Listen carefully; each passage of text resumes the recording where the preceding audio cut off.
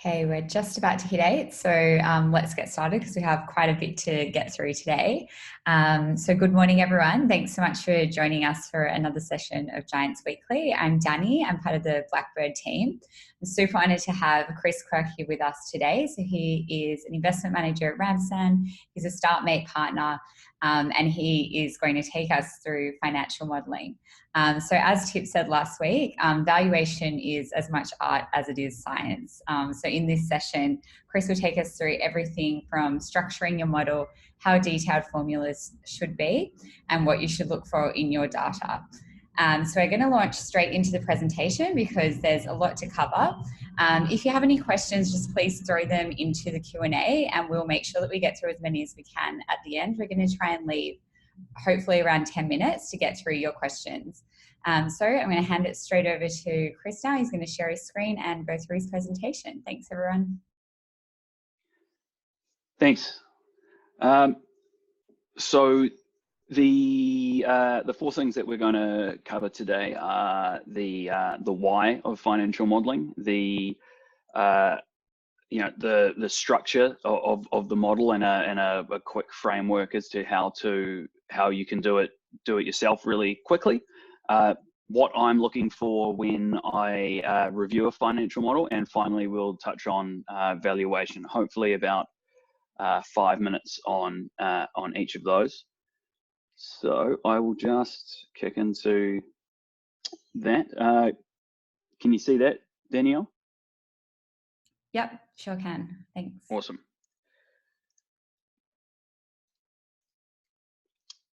Okay, so the first thing that we're gonna run through is, why do I need to do this? I've spent all this time making a really good narrative, and everything is the deck is looking really good. So why do I need to go on top of that and make a financial model? And the short answer to that is that the financial model is just another chapter of that narrative that you're telling. What you need to show in the financial model at the end of the day is your cash flow. If you could show that without making a model, that would be what you would do. On the other hand, that's just not detailed enough to tell the story properly. So therefore, you do need to break it down and actually make it into a model. The cash flow that we look for tells you a number of things. It's at the whole is will you make money with this? Do the numbers play out to a positive result at the end in the long term? In the short term, how fast are you burning cash? That's the number one thing that startups need, is cash in order to run, and how fast until you're going to get back down close to zero again.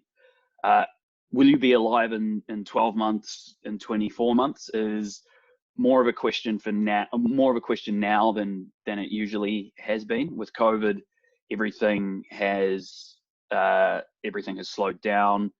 Things are taking a lot longer. Risk is a lot higher, and we'll touch on that in valuation. But are you actually going to be alive in 12 months? Because in 12 months you might not be able to raise. In 24 months you still might not be able to raise, not because of anything to do with your startup, but just because investors might have really, really cold feet then, especially if you're looking for angels or strategic money as well. And then that plays to the last part of when will you raise again, which is both a COVID and a non-COVID question, because the number of times you raise is often a concern to your investor, because that runs directly to how much are they going to be diluted if they can't continue to follow on, or if they can continue to follow on, are they signing up to follow on for tens of millions of dollars over the next couple of years, which is something that they definitely want to know up front. This is just to reinforce that as you're telling your story from the problem that you are solving to the solution that you are creating, touching on founders, product, market, go-to-market are all part and parcel of it. But the financial model should be considered just another chapter of that story. Think of it as another medium for telling your story. You have your deck, which tells the qualitative part of the story, and then you have your financial model that tells the quantitative part of the story. Another way to think of it is that your story is the cause and your model is the effect and the magnitude of of the parts of your story. So when you say you're planning to grow 20% month on month, exactly how many customers is that going to be after 12 months? And, if you have a network effect where one customer refers 3, how fast is that actually going to grow? And then the second order effect from that is, do you have the support that you want or that you're going to need to bring those people on? So the financial model must speak back to your narrative as well as taking data from your narrative. So when you say you are going to have a network effect where one brings in 3, but you then need to feed in your support and your onboarding onto that model and your go-to-market and your product. Are you going to be able to build a product and a team that can support the network effect coming on that fast? So as the financial model pushes out what the effect and the magnitude is, it needs to feed back into your narrative onto, are you going to be able to handle that? When another important part of the story that is often left out is, what are you using your investment to achieve? That is a critical part of the story that needs to feed, that comes through the financial model and feeds back in. What are the units of progress that you're going to make that you wouldn't be able to achieve without the financial or without the funding? Finally, it gives a really good insight into the founders. An example that I've got there is that we were talking to some founders, and it was right at the start of COVID, and they had a couple of scenarios coming from their model, a high case, a normal case, and a COVID model, or their bear case. And the fact that we were diving into COVID, and the worst of their 3 scenarios was the COVID case, really gave insight into the fact that they didn't actually think that COVID was going to be a big impact on their business, because nobody ever thinks that 3rd case is ever going to happen. So the financial model can really give an insight into how you're thinking about the business as well. So moving on to the model structure, you might as well start as organized as possible. And the best way to do that is to split the sheets of your model. And we're not going to actually go into the sheets. We don't really have time because there is a lot to cover.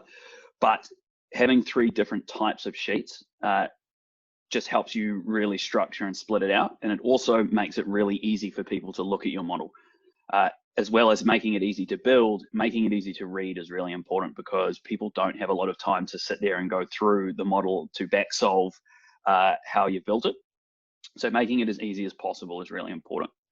Splitting it into assumptions, calculation sheets, and summary sheet really, really helps with that. The assumption sheet should have absolutely no calculations on it. It should be a list of all the assumptions that you're making and all of the things that will change in the calculation sheet, but separated. The 2 reasons to do this is, 1, when people come to play with your model, and they will, that gives them a sheet to change things without accidentally screwing up a formula later on. So it really makes your model safer. And the second is that it makes a really great list of things that you need to validate, or a list of things that you have validated, that once you get the funding, you can go and begin ticking off to prove that, yes, your model is actually real, or as close to real as it could be. The calculation sheet should have calculations only on it. No hard coding or anything like that. Bring your assumptions in outside of a calculation, and by that I mean bring your assumptions into a single cell and then use them later in a calculation. With the long formula, and the most important thing, if you take nothing else out of this entire webinar, long formulas do not make heroes. Only take 1 step per cell. 1 step being bringing the assumption into the calculation sheet. 1 step being summarize a couple of expenses, or multiply your price times your the number of customers you have. And that is all you need to do per cell. And those are probably the most detailed formulas you'll need. I promise you that it does not get more, it should not get more complicated than it often does get, but it should not get more complicated than that. You can also split it out into sheets. So for example, if you have an assumption sheet and a cash flow sheet and a summary sheet, but a lot of your business model is around your staffing and your manufacturing, then feel free to split those out into a cash flow, a staffing, and a manufacturing sheet. Probably don't split out the assumptions and the summary sheets, but you can have multiple calculation sheets. That's fine, because as you step things out, one mathematical function at a time per cell, it can get a little bit longer, but at least that makes it easy to read, and you can read it quickly. You can check it quickly. And in terms of the summary, again, have no calculations there. But that's where you bring it all together, and so you should have no calculations, no hard coding. That is really just a display sheet. And some people will only look at your summary sheet. So make sure it matches your narrative. And those that want to dig in further can dig into the assumption sheet and dig into your calculation sheets. Absolutely. And I'm sorry that I'm laboring on the point, but in terms of the calculations, the really basic mathematical functions, multiplying, dividing, subtracting, and addition, forgetting the easy one, are really all that you will need. Maybe a sum function. You probably don't even need sum ifs, possibly if you're doing scenario analysis, but really that is all you need. So just stepping it through one function at a time, making it very obvious. Even if you could even have a comments column and explain what you're doing in each step. Anything to make it easier for the reader. The only time, and I won't go into the function, but the only time you might want a more complicated function is using a function that is called index match match.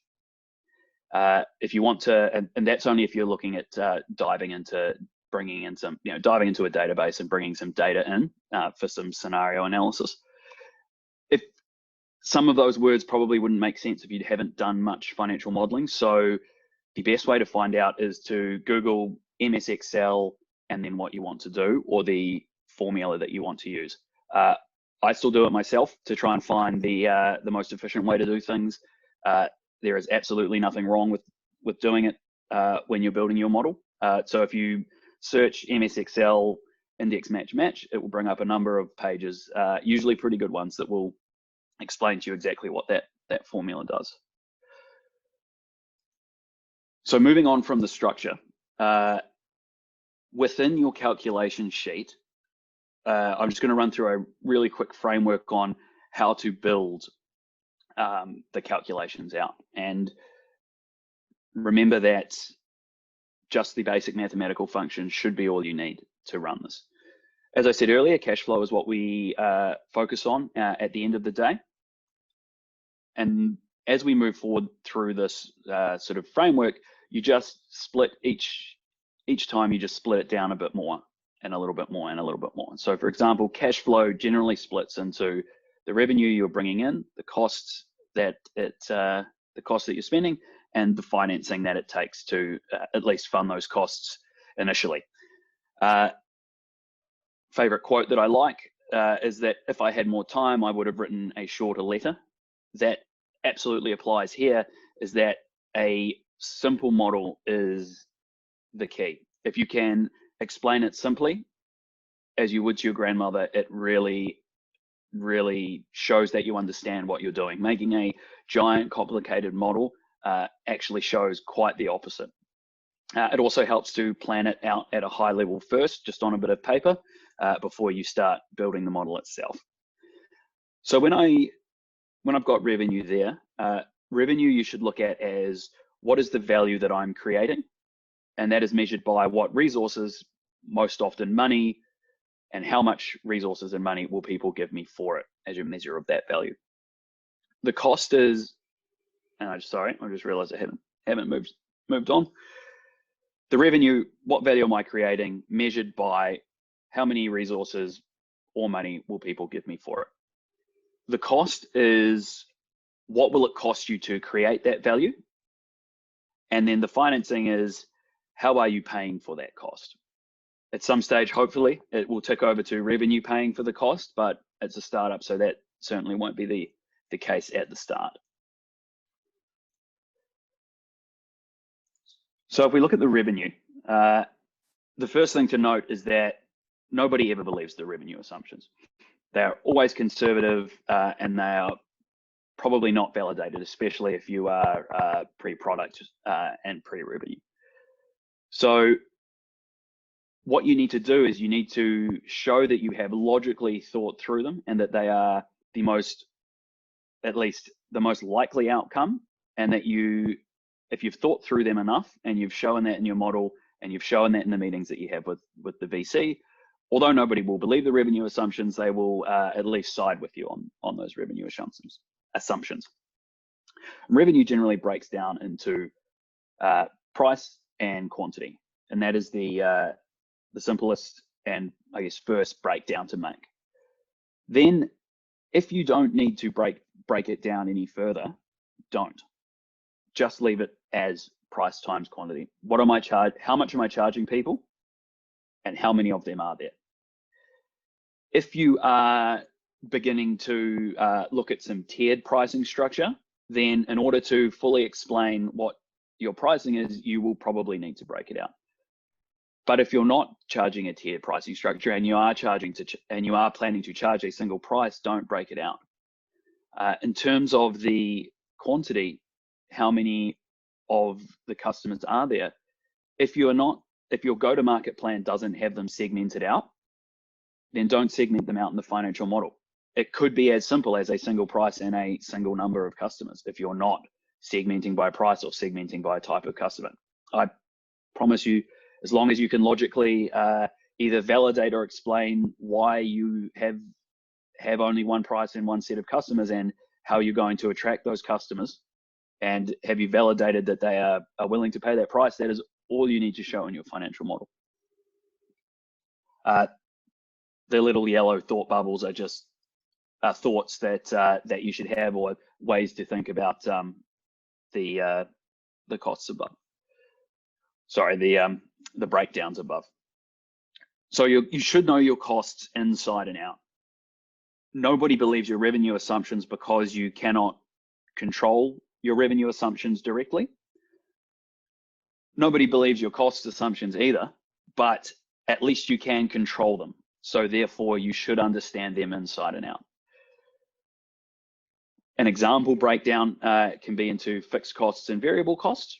You know, if you're manufacturing or hardware, important things to factor in are when will you need it, because that can depend an awful lot on when you need to raise money, and then what revenue does it unlock. If you are a manufacturing startup or a hardware startup, then there's no point kicking your revenue in before your manufacturing facility or your what you need to do to create your product is built. And then the variable costs, how many staff do I need? Staff is usually the biggest cost, the most important cost. So maybe you should split that out into product and sales if that matches your narrative. If you are a really product focused company, then you should probably break out your product people. And if you are a really sales focused company, you should really break out your sales people as well. Two little tips there is that if cost is not a major part of the story, tie it to revenue. Just make an assumption that ties it to revenue as a certain percentage of revenue or something, and move on. Don't spend much time thinking about it if it's not a major part of the story. For example, office space, just tie it to what a WeWork desk costs and move on. Because even if you get your own office, WeWork is kind of expensive, but you could just go to WeWork and therefore your assumption is right. Or when you take the profit out of what WeWork makes, you might be able to afford it on your own. So that's just it's a decent assumption moving forward, especially at this early stage. And then staffing costs can be approximated by a website called Glassdoor, where you can research anonymous salaries that people have entered in, and it's a decent assumption at the start. So, what does the funding achieve? The financing or the funding is what you require in order to pay the costs to enable you to open up the revenue. But what you need to show with the financing is what will you achieve before the next financing round? Is it a meaningful milestone, and what will it do to the valuation? Your investors don't want to invest for you not to have a meaningful jump. So therefore you need to show what that meaningful jump is in your story, in your narrative, and build that into the financing of the model. Another important thing to show is how much funding is going to be required over how many rounds in order to reach your scale. Investors want to know that because they'd like to know how much is that going to dilute them, how much is that going to dilute the co-investors. Showing a cap table, where did the funding come from, can be helpful. That could either be inside or outside of your model. Investors like to see that because they don't want to see a messy cap table often.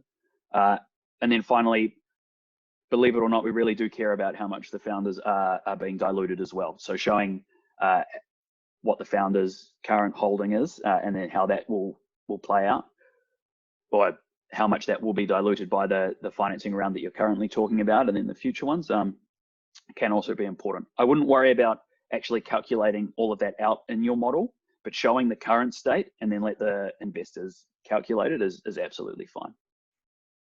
So I realize I am already running a little bit over, but okay, keep going. Most importantly, what am I looking for when I look for a model?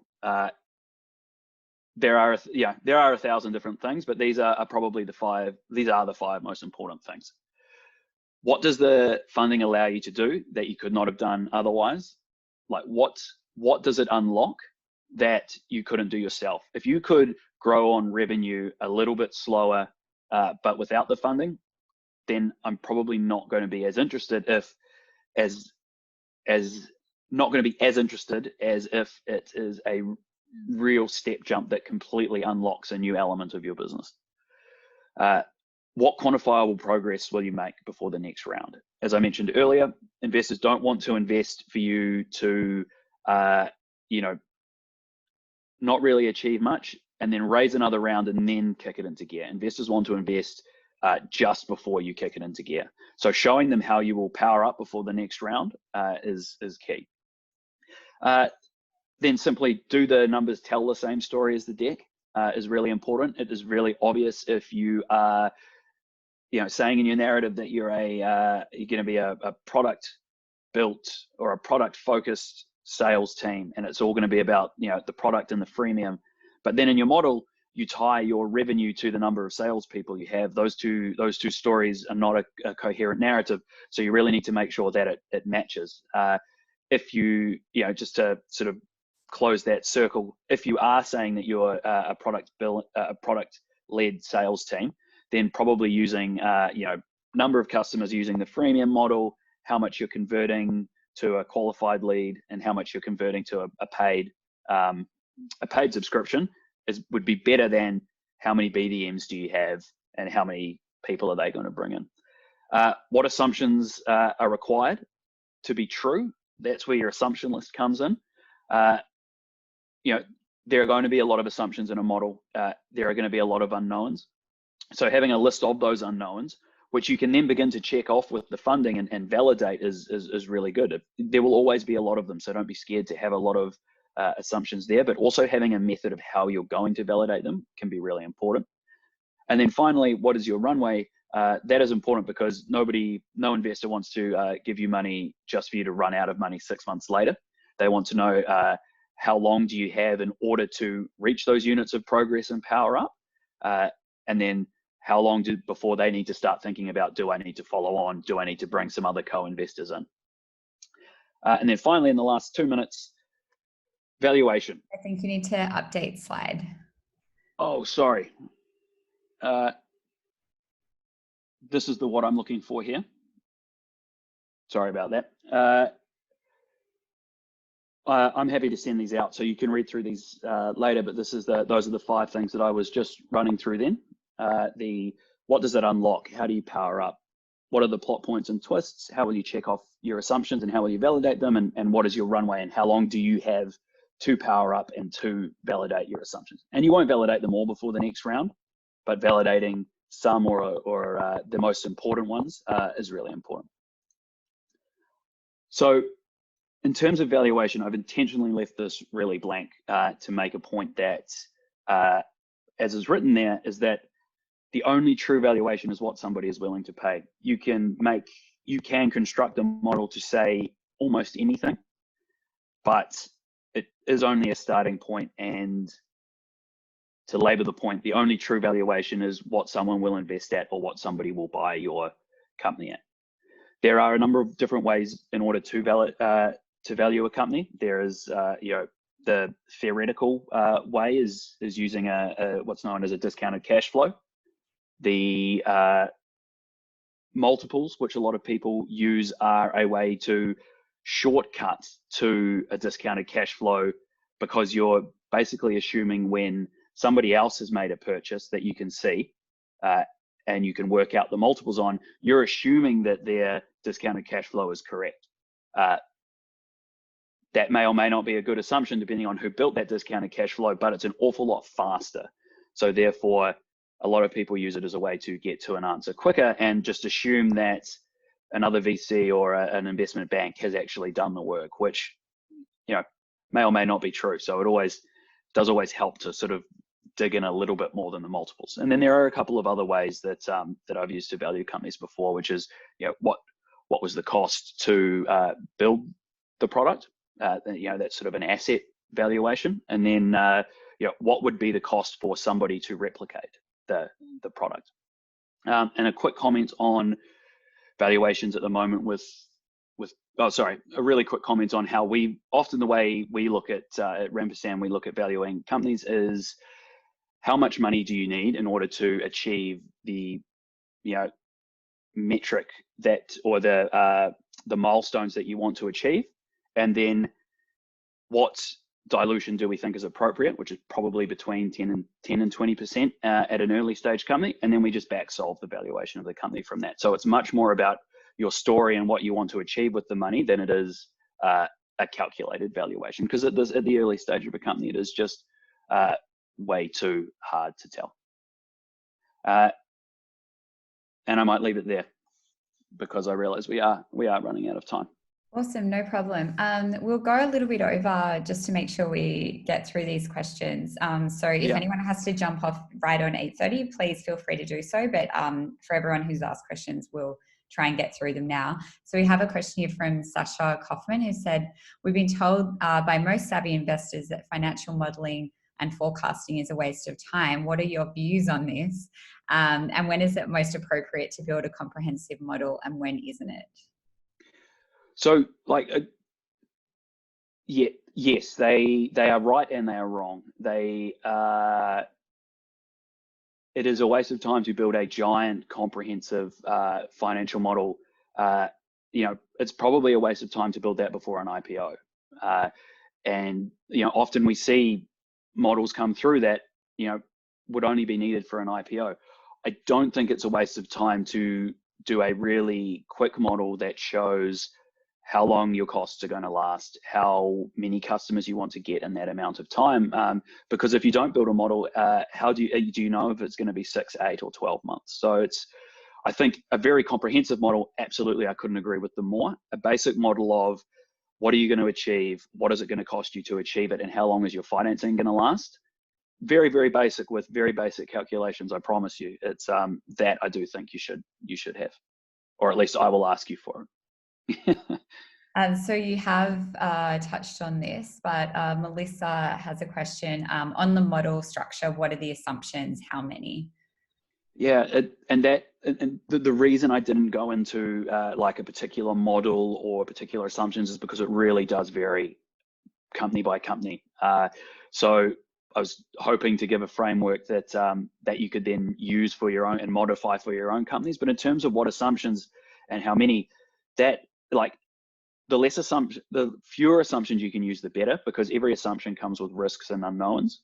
So as a general rule, as fewer assumptions as possible. But if you need more assumptions to tell your story, then you have to have more assumptions and you should add them in. But if you have a single go-to-market with and you're not segmenting your customers at all, then don't bother segmenting them. Having assumptions to segment them in a model and assumptions of how many of each type of segment you're going to convert, because then you've changed one assumption into 10 potentially. So always go for as fewer assumptions as possible, but but not at the expense of your story or your proof points and validation. Awesome. That's a very non-answer. Sorry about that. I think it's a difficult one to answer. So pre-product, apart from focus groups and market analysis, what's the best way to validate what people would pay for a product? Pre-product is really hard to do that. It's, people, and the problem with focus groups and talking to people is that people just inherently don't want to give bad news. So they will always tell you, oh yes, absolutely, I'll pay for that. The only way to validate what people will pay is to get them to actually pay it. Other than that, it is just an assumption, and any assumption pre actually getting people to pay for it is going to be a reasonably wild assumption. So yeah, it's a hard one, and maybe showing how much it costs them to do it without your product is another good way to do it.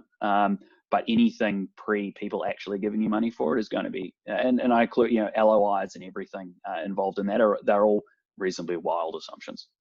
But to be expected at that stage. Nobody expects you to have validated that pre-product. Every now and then a company somehow manages to get prepayments. That's good validation. But I wouldn't back myself to do that. I'm not enough of a salesman to pull that off. So I'm always quite impressed when that comes through. All right, we'll just quickly whiz through these last three. What was the name of the staff cost estimate website? So that's an easy one. Oh, sorry, Glassdoor. Glassdoor.